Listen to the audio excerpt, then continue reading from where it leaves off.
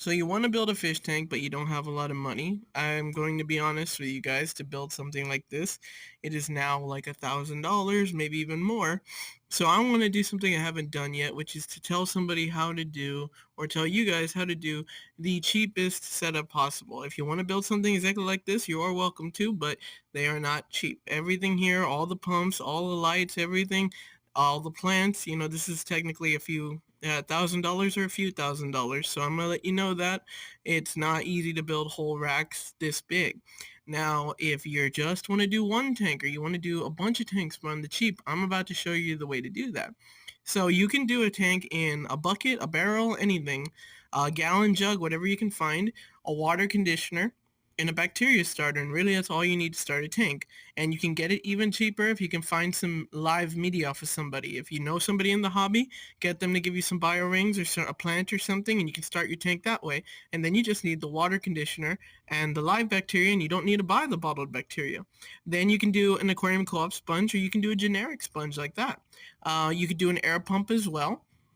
If you get a cheaper one, it might even be cheaper. But again, I'm showing a lot of aquarium co-op stuff here because their prices are actually not bad, and you get a decent quality product that you know is going to last you a while. Now on the sponge, you can go either way, and people have preferences on what material they like, but you could also switch that one out for an aquarium co-op sponge, and it wouldn't be that much more expensive.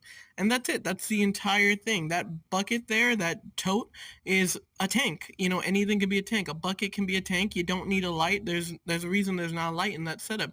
You don't need the light, especially if you're doing a bunch of totes outside. You can use natural sunlight. You could have a near window, which some people don't recommend, but you could.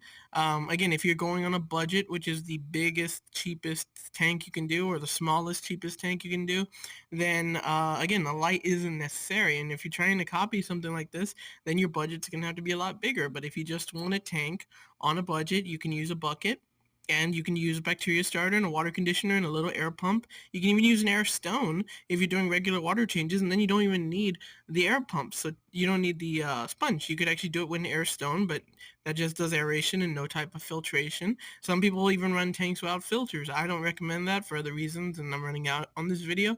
But yeah, literally a tote like this, a small air pump. I still always recommend an air pump, and a water conditioner. Bacteria can come from several places. You don't need to buy a bottled one.